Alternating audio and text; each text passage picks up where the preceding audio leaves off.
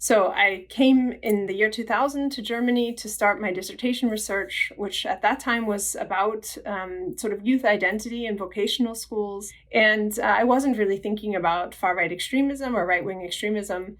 But when I got there, there was a surge in right-wing extremism. And so that's what the teachers were thinking about. These schools were struggling in particular with those issues. When I got to start the research, I did 60 interviews with young people in these vocational schools that year. And the very first interview that I did was the most extreme set of perspectives that I heard the entire year. There was this young person who was telling me very strong biological and genetic ideas about belonging, that it's impossible to become German, that it's biologically inscribed on your body and you cannot ever adapt as an immigrant or a foreigner to become German, that it would be possible. Very logical and rational kind of expression of this, but also very, very extreme. It stuck with me. I mean, that was more than 20 years ago. And I remember so vividly that interview because it really did shape my thinking about how much work there is to do educationally. I went back to Germany in 2009 for a conference, actually. But while I was there, I went to APABIS to talk to them and see if anyone would have a recommendation for an image I could use for the cover of my book, which was coming out from that first research. And they put me in touch with 3 photographers who track the far right in public settings.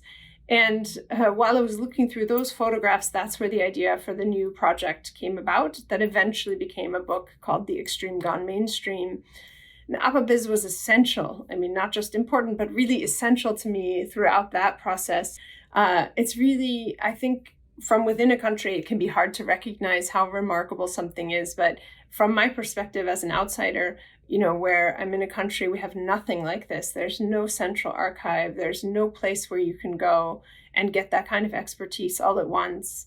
And you see that actually in our country, and in fact, how long it took this country to recognize that we even had a problem with right-wing extremism, I think is rooted in the lack of knowledge and expertise that we have here.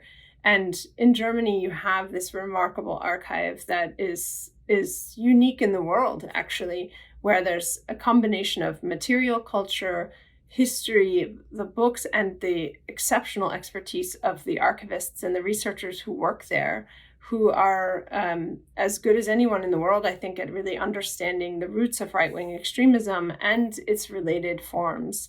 The climate for anti-fascist work is getting rougher in Germany and around the world, and that's true for APABIS also. I think it's so important to secure the independent existence and sustainability of an institution like this. And I really urge everyone listening to this to support APABIS with a monthly donation.